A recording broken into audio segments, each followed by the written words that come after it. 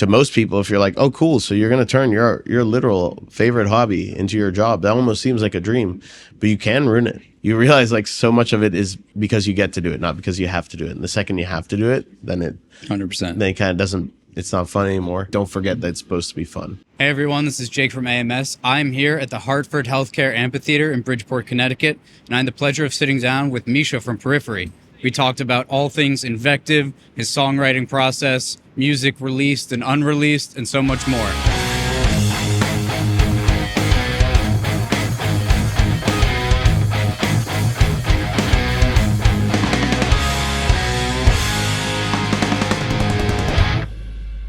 Great. Well, thanks for taking the time to sit down with us. I really appreciate it.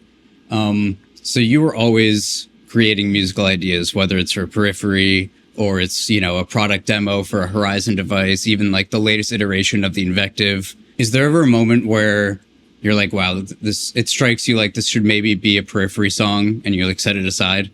You know, it's funny. It's always the other way around where like, I'll just be writing. I always like to write. And, yeah, it's basically Periphery gets right of first refusal on everything. So naturally. I'm just right then, and I'll be surprised. Sometimes there's things where it's just maybe I'll be like, oh, the band will love this, and they're like, yeah, it's not quite there or whatever. And then there's other times where I'm like, really, that's what you want, you know? You're gonna take that, but it's all up for grabs. Like Periphery is the focus. I'm doing these demos, and I've actually found because they're sort of low pressure and low responsibility demos. Like oftentimes when I'm doing a demo or writing for something like that, I'm really just trying to demo the product. So I'm not necessarily trying to write, you know, I'm just trying to get something that's a good representation of whatever it is I'm demoing. And I actually think loosening the grip a little bit like that is kind of beneficial. I wish I could flip that switch just willingly. Right. Because I think that's why a lot of those ideas end up becoming Periphery songs, is because with the loosened grip, I just sort of let the inspiration flow. I'm not thinking too hard. Sometimes when I write like for Periphery, I'm like, oh God, this is serious. I better take it very seriously. And then it ends up like I try too hard, you know, and yeah, you're kind of letting like nature delegate what it becomes. Exactly. And just sort of trusting like instincts as opposed to overthinking it. So it's never intentional, but like a lot of these ideas do end up becoming Periphery ideas because of that dynamic and the fact that Periphery gets right of first refusal on everything, because it might as well. It's my main project, right? Yeah, absolutely. No, they deserve it. Yeah. So speaking of music, whether, you know, released or unreleased, we were talking to Devin Townsend a couple weeks ago, and he's like the king of unreleased music. You know, he probably has as much unreleased as released. And you have a ton of music, you know, from the SoundClick days that some of them have trickled in into, you know, Periphery releases over the years. Is that something that you're still toying with at all, or is there like a point of no return? So I actually did like release those technically, like as Bulb under on Spotify and the DSPs, like I think like 100 of those ideas. I remember. Maybe it's not all of them. Maybe it's not all of them, but and it was because of the whole SoundClick demos being traded as if it was like a digital mixtape, and people would be like, I've got this collection, or I'd see like YouTube compilations of them. I'm like, I probably should make it a little bit easier. So I feel like that counts as putting out some of that stuff. But the actual unreleased stuff that no one's ever heard, that is a bottomless pit. There's a lot. Exactly. There's a lot of that stuff. Yeah, there's always the potential to bring it back. You never know. Like some of these things, like God, like I would say like ideas are like 8 or 10 years old sometimes, you know? It almost feels like, you know what it is it's all in our Dropbox, the Dropbox graveyard. And sometimes when we're prepping for an album or like sort of looking for inspiration or whatever, we'll like peruse through that. And it's generally ideas I've forgotten about. I'm like, oh my God, I completely forgot about this idea. And maybe that helps you hear it with like kind of objective ears or like fresher ears. And then maybe that in the context of where you're at or what you need for the album or whatever allows you to hear it in a light where you're like, oh, I think I know where I could take this. Right. It's not a thing we try to force. It's just more something we have in our back pocket. Right. And it's ever growing. Right, it's just another tool for inspiration. Exactly. You know? Exactly. But it is, it's quite a large collection. Like, it's overwhelming. I can imagine. I can imagine. Like, now it's like almost a task in and of itself just to like parse through that, right? Right. I mean, but it's worth it in the end when you find that one idea that was like, oh man, I'm so glad I found this folder. Absolutely. And like sometimes that's what it is. It's like an idea I forgot about. I'm like, whoa, that actually is kind of cool. Like, I don't know why we didn't do something with this. And then there's also cases of songs that are actually pretty well fleshed out, but like just weren't the right fit for the album. Like for us, like the album's got a vibe. It's sort of creating a world. Right. And if, sometimes you have a song that's like, this is a good song, but it doesn't fit. It just doesn't fit the vibe of this album. And we've had that come back, and it's like, okay, but it does fit the vibe of this album. So now we can explore it. So yeah, like ultimately, like the albums and the songs and that whole concept, that's sort of the top of the food chain, right? And like everything sort of trickles down from there. So if it works, it works. And if it doesn't, hey, maybe next time. Maybe next time, exactly. So designing the Invective, I know it's been out for a long time, but there are so many things, so many features, and I bet a lot of them were must-haves for you. Yeah. So what were some of those must-haves, and was there any one that was like particularly challenging that you know of to implement? You know what's interesting is that amp wasn't necessarily challenging. It was more exploratory in what we could do, and it took time, but just in refining things. Like there wasn't like a hurdle where it was like, oh God, how do we solve this problem? We're starting from a good baseline. So it's, obviously like based off of the 5150 architecture. Right. But my problem with the 5150 is it never had a good clean channel. Like really doesn't, it has some semblance of one. I was like, in whenever we designed it, was it 2018 or whatever, but whatever that year was, it's like this, this should have a proper clean channel. I mean, like a clean channel that would be good enough to be its own amp. And the engineer I worked with, John Fields, was like, well, I've actually got a circuit for a pedal steel amp that we were going to put out that never. That's what it's from? Wow. Yeah. And he's like, you want to try it out? I was like, yeah, absolutely. And it was wonderful because it was very pristine, but it had this natural compression to it. And generally speaking, I'm always putting some amount of compression. Now, we're not talking about a lot, but it's just the nature of the circuit. It's just natural compression on it. Very balanced. And like, I like the idea, maybe in the sense of it being all encompassing, that one could use just the clean channel of the amp as like a pedal platform. So it's very even and balanced, right? Right. And it has a lot of low end. And, this is also where I sort of learned like how much transformers, like output transformers, can make a massive difference. Oh, yeah. But I wanted it to, if you crank the amp, I want it to have that bark where you feel it in your chest, And I think, for a 3-channel amp, like we really nailed that. Like you'll never get that better than on like a dedicated 1-channel amp with like an output transformer designed to do just that. Mm-hmm. But I think we're like 90% there. And it was really cool to be able to kind of dial that in. Some other features which I really wanted, obviously like anything that could just make you use less pedals or have less stuff you have to bring. So, I'm always boosting and always got a noise gate. So boost and a noise gate, like a Tube Screamer style boost built in, no brainer. And I'm not really ever using the drive from that's really level and tone, drives all the way off usually. Right. Just to tighten up. Especially with a 5150 architecture, you don't really need much on the drive in. So like, it's just, it tightens it up. And then the noise gate removes any excess noise either from the amp circuit or from the drive circuit. It just cleans it right up. So now those are 2 less pedals you need that would be in front of the amp anyways, especially for me, right? And then this is kind of an interesting one because this was like, as I was playing with it, I was always putting like, I think at the time I had a Strymon Timeline and Big Sky, the delay and reverb pedals in the loop of the amp. And I was like, man, it'd be really cool to have 2 loops so that if I wanted to have, but they'd be serial, so that if I wanted to have the delay feed into the reverb, I have both loops on. But if I just want the delay, and I was like, and then we could have a remote control. Right, it's like a mini remote control. So you could have 2 loops that you could strategically set what's in what, understanding that there's a serial flow to them. Because I always would want delay into reverb and not the other way around. And if you do, then just put it the other way around, right? But like, There's certain effects I'd want before other ones, and then you could sort of separate them. And with the MIDI control in the amp, you know, you could have them tied to presets, so certain presets would always have one loop or the other or both or whatever, right? And when I was messing around with that, I was like, oh man, like I always have to like plug these things. I was like, is there a way to just make it so that we could power these off the amp? And he's like, yeah, no problem. Oh, the 9-volt outs. Yeah, and like and I was like, well, you know, these are Strymon pedals, so they need like 500 milliamps, you know. And he's like, yeah, I'll put 1 amp of power on the back, you know. So like you could power 2 pedals off there. So the idea being that, like, you know, if I was going to do a clinic, or, you know, if I was going to have an amp set up or whatever, could have those just set up on top of the amp. You don't need a full powered board by it. And switch them on and off, you know, maybe switch them on and off with a foot switch. I'm not like, you know, messing. So they just sit on the amp and kind of do their thing.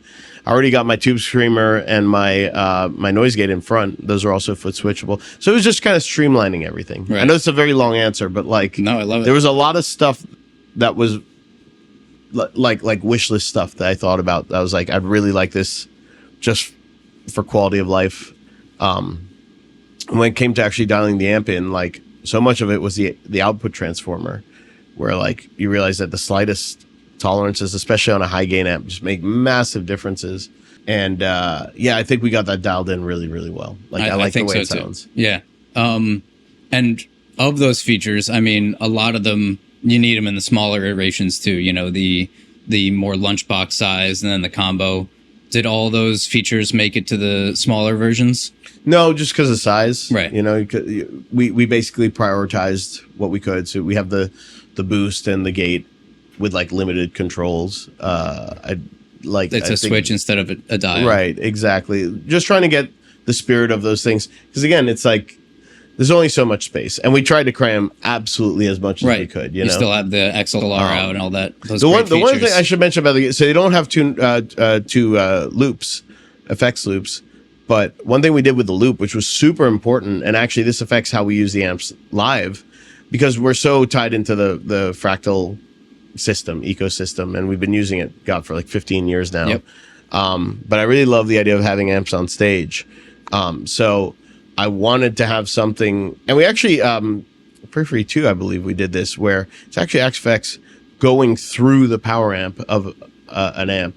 I forget what amp we used. Then you're miking up those cabs. And then we mic up those cabs, right? So I wanted an amp that would, and I was like, look, like not all loops are very transparent. Like if, for example, you look at a Mesa rectifier, I mean, they're great. I collect them, like collect the old 90s ones, right? But man, like whatever you put through it will have that top end fizz. It'll have the character, like the way too much low end. It'll have the character of that. And I was like, this needs to be very even and flat. You know, like I want this to be like a great effects loop for you to just plug a modeler in. If you're like, okay, I want to have like the power section and the cab and mic up, and like have the feel of that. It's like power amp in, less so than a FX loop. Right. And that requires some work too, because it's like that was on my wish list, is I want this to be a very, very good platform for, so in the end, like there's this kind of like this balanced sense to everything. It's like the clean channel is a very balanced pedal platform if you want to run it that way, which you absolutely could. And if you were on the modeler side, if you ran a modeler into the effects loop return, that would be a really good amp for it, like possibly the best, because it's just designed to do that. I mean, if you even need that, because you still have 2 more amazing channels. You get, the spanky mid gain, and you just get I wanted it to be everything. Yeah, it certainly is, absolutely. But if you had the chance to design your own like limited edition Invective, what would it look like? Would it be blue? Well, we did these blackout ones that looked pretty cool, that were just for us. It was like to match the look that we had on stage, and like people really liked those. But you never released them? No, never released that. Maybe that's what we would do. Well, there you go. Do the blackout ones, I'm surprised you didn't say blue, or like maybe do blue is my favorite color, but like sometimes it's my favorite color. It's not everyone else's, So like, that's one of those things where it's like, yeah, maybe I'd get one for me, but like, I don't know that it would sell as well as I'd hope it would, but maybe. I had one of the combo amps done with like a bright blue Tolex, So again, for me, it makes sense. For most people, I think black, can't go wrong with black. That's true, that, yeah.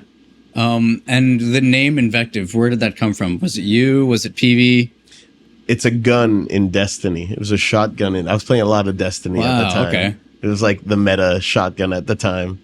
I didn't know that. But I thought it was a cool word too. You know? Yeah, I looked it up, and it means like harsh or abusive language. And I'm like, throw invective at someone you don't like. You know, kind of fitting for a harsh. I did think it was fitting for the amp. You know, because it's like it can be offensively heavy.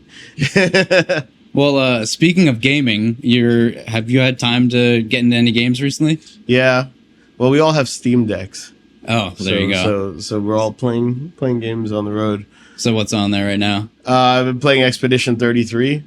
No spoilers. Yeah. I haven't beaten it yet, but like I think I just started Act 2. But like that's a tougher one to play on the road because I just need a window of time. Like I don't want to stop. You know, I don't want to like play for like 30 minutes. I want to like.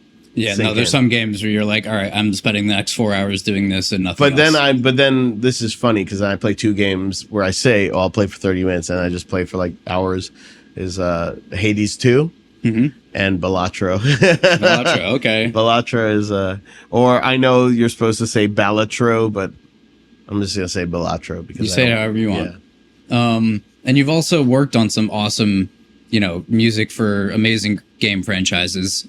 But if you could take your pick and make the score for the next game... Final Fantasy, there you go. It would have to be. I mean, I don't think that will ever happen, but if we're doing wish lists here, Yeah, absolutely, 100%.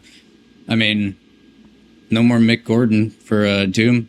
Yeah, but my buddies are doing this, or they just did the soundtrack for it, and they did such a killer job. Oh yeah, no, it was. I mean, that'd be fun. If I get hired for that, if they're your buddies, yeah.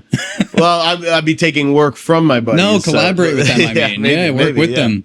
But no, but they did such a killer job with that. That's the kind of thing that if I got offered something like that, obviously I'd take it. That would be right in my wheelhouse. That'd be very exciting. But absolute dream would be like something like an RPG, like a all-encompassing RPG. Yeah, that's such Nobuo Uematsu is one of my all-time favorite composers, one of my biggest inspirations.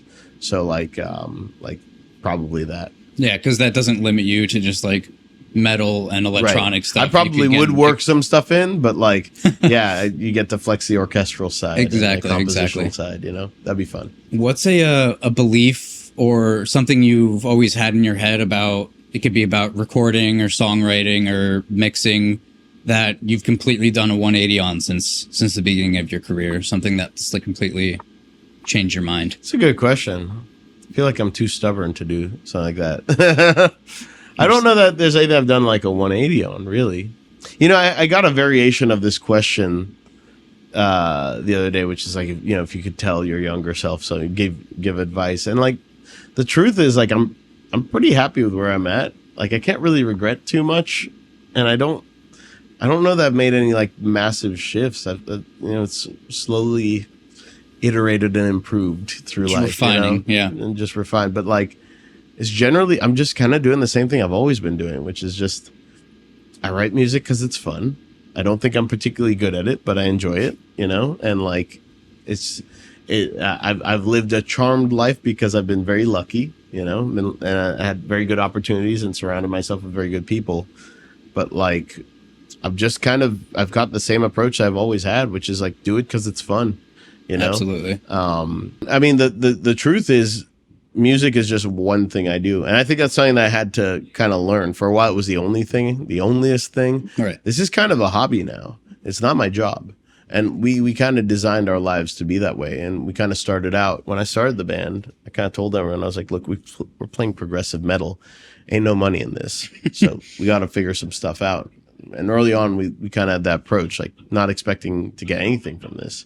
We're already so much bigger than I ever expected us to be. So this is all icing on the cake. And we were kind of planning around things being much worse. So we all planned for like multiple streams of income.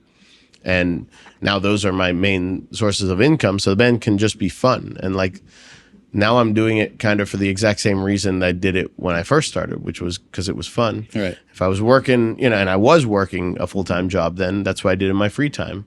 And, now my full-time job just doesn't take as many hours out of my day.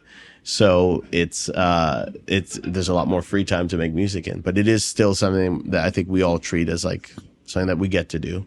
Yeah. I mean, and it's also great that your full-time jobs is making awesome products that, you know, inspire people. And yeah, it's all tied into the same sort of universe. Right. You know, we often say like Periphery is the nucleus for all that, even though in and of itself it doesn't really generate much. It allows like the projects outside of it to thrive, right?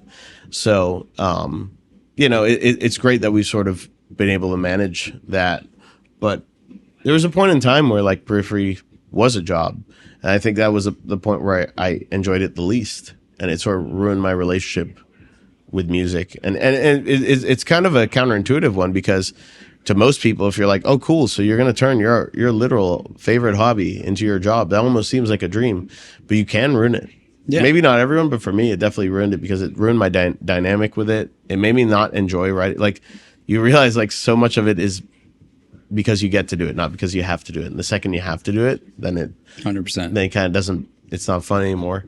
And because music is so special to me, it was kind of a bummer. It made me wonder if like I should even be in a band, you know. So I think rediscovering this as the hobby that it should be, that always was, brought me a lot more happiness, you know. And then the jobs can be the jobs, and those are passion projects too, but they generate income. So, you know, everything's a give and take. Right. I think I have a balance that I'm pretty happy with now. Yeah, it certainly seems that way. It seems like an achievement, to say the least. I don't know about all that. Like, I think the other thing to take away is just like I do other things than music. You know, like I love cars, I love coffee. You know, I have enough things going on in other things I care about that make me very happy that are not music, and it allows music to just be like one of those things and not the only thing. Right, because that would create, you know, bring you back to that stress. And yeah, and it can also sort of like define your day or your, you know, your life, you know, your mood, in a way. Like if that's all you got going on and it's going bad, then it can be tough to separate that from yourself.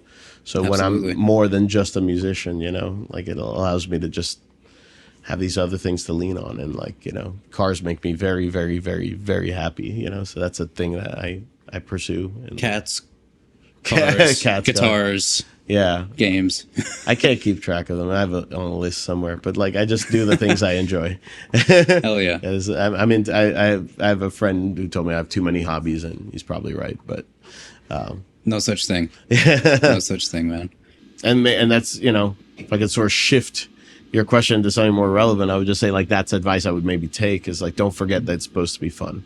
Yeah, no, I mean, it shows in your work. You guys, you know, have done like fun experiments like Clear. I feel like, you know, I love Clear, and I was wondering if there was like any other concepts on the table at that point, or concepts you've thought of since for like another musical adventure. We always just do what we want to do, you know, like, and we're lucky to be in a situation where we could do that. You know, even when we were on Sumerian Records, we negotiated a deal where we had full creative control. So no one really could tell us what to do.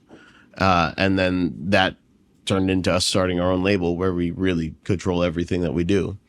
And we are on our own schedule and our own timeline and whatever, for better or for worse. And, you know, that's something that's allowed us to just follow the inspiration wherever it takes us. So we never really know what we're going to do until we kind of start it. And sometimes even when we start it, like we have an idea. I mean, oftentimes this is the case. I'll give you an example, like Periphery 4, which ended up being a pretty dark and heavy album. I remember like we all had a conversation before, like, what are you guys in the mood for? It's like, I'm thinking maybe something like more ambient, more relaxed, more vibey, you know? And then you start writing and it's not that, you know, and you just, you know, just follow the thread where it takes you. Don't fight it, you know? Right. Yeah. No, if you force it, it becomes contrived, and, you know, what's or the it just point doesn't of that? happen. You know, for us, it just doesn't happen. We've learned not to fight it. Just accept it's going to go where it's going to go. And that's kind of the fun. It's like you're discovering what the album's going to be. I enjoy writing with the guys a lot. So like, I think, embracing that and enjoying that for what it is, and kind of not knowing what it's going to be and watching it take shape before your very eyes. And you're kind of like a passenger. You're creating, but when the creative flow's going, you know, and you're in the zone. Yeah. It's no like matter you're just kind of watching the whole process happen. That's a beautiful thing. How would you say that process has changed over the years with, like, you know, for a long time, you guys were like at each other's apartments, like sharing riffs and bringing things to the table. Now you're on the road, I'd say, you know, a lot. So how has that really transformed? I'd say it's just gotten a lot more collaborative. Like now everyone, okay, so the one way it's changed is like now we basically have a rule that like kind of everyone has to be there for the writing session. In the past, maybe one of us or a few of us, or maybe Mark, Jake, and I would get together and we'd write the riffs. And like, you know, even if we didn't solidify an arrangement, it's like, all right, here's enough pieces to make a song, right. You know? And then we'd get some semblance of an arrangement. We'd, you know, Matt would okay the drums or have his tweaks. Then we'd send it to Spencer and be like, all right, dude, figure it out, you know? Right, and then we might have feedback and whatever. And like, it's kind of a miracle that he did that because he, you know, we did that with Reptile, which is like a 15-minute song, and he was like, you know, that's a lot of song. Time you know? to do your homework. Yeah, like, all right, dude, figure it out, you know? And I mean, and he does. So like, to some degree, it was like, oh, I guess it works, but it's like a lot of stress. Right. Yeah. I mean, why? If everyone can be there for the process, that is the, you know, best we've gotten more collaborative, and also I'll say, like, you know, everyone's very generous. Like, for example, Spencer, I have to give him credit. Like, I don't know that every singer would be cool with like the drummer writing the chorus of a song or writing lyrics, but like Spencer doesn't care. Like if it's sick, he's like, I love that. Yes, let's do that. Right. So I think everyone's very generous, and if riffs are cut, like we've all had like really cool riffs cut because they just didn't fit the song. It was just like, you know, we need to cut the fat. We just try to take a step back and be honest. We're always looking at the song for what it is. So yeah, we'll everyone's had to have stuff cut, changed, rewritten, whatever. And I think we've just gotten a lot better about not taking that personally and just realizing we're all on the same team. It's nothing personal. So that's probably those two things. Yeah. No, one time it was, but you know, it's not since, but since that time, it's like, it's just gotten a lot more streamlined. Like now when we're all together, we can write very efficiently. We can write very quickly, and get to that point where we're all happy much faster. I don't know if you saw, but Peavey brought back some pedals back at NAMM this year, and it made me think, could there be like an Invective tube pedal preamp in our future? There's not been any discussions of something like that. It's one of those things where like it would have to make sense, and I wouldn't do something like that just to do it, just to fill a gap. Yeah, like I have to be stoked on it. Like even when we did the mini head and the combos, you know, it's something I liked in theory, but I was like, hey, like this is a pretty complex amp and circuit. We got a lot of features. Like, can we do this? And can we do it right? And legitimate concern. And you know, John Fields, the engineer, was like, I think we could do this. So that filled me with a bit of confidence. But ultimately, none of that matters. Like I had to get the prototype, and once I got the prototype, I was like, all right, this is killer. And like I have to feel that way about it. I think the reason that we haven't gone for those pedals is because I just never thought about it, and it, you know, it's something that like if they came to me and they're like, hey, like we made something and it's really cool, and if I tried it out and I was like, oh, I really like that, then yeah, then we would do it. But they made it and I was like, yeah, you know, it's a thing we could sell. Yeah, I like everything I do has to be fueled by passion. There has to be that sort of like, oh, I love this, you know, like I get this. Yeah, know? for the mini head, it was like the kind of amp you wish you had when you first started recording. Like, you know, I just think mini heads are like cute and cool, like great. Like I love them. You like, can collect more of them. Yeah, I don't know. I love amps though, you know, so I'm sick in the head. But like I think mini heads are cool. But I wouldn't have done one just to do one. Like it had to be good. And I think that little mini head rocks, right? Oh, yeah, 100%. But like the only time that like it will sort of show that it's a mini head is if you're like sort of cranking it, recording it versus like 120 watt head, you know, where it just doesn't have the low end or the presence. But like for what it is, and like at like bedroom and mid volumes, or like even recording like directly out of it, right, like that's great. Like I thought they did a great job with that, and that's why we put it out. If that amp was like I might have been like, yeah, I don't really know if that's a good idea. I don't think that should be out there, you know? It makes sense. Absolutely. So I'm sure they would do it justice.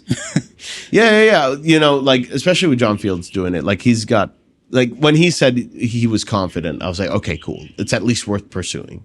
It's worth checking out, you know? And man, I think the only like revisions on that amp was like, which features do we prioritize? Because we have limited space to work with. The must-haves. Right. But the actual tone of it was like pretty much dialed from the beginning. I was like surprised how close he got it, you know?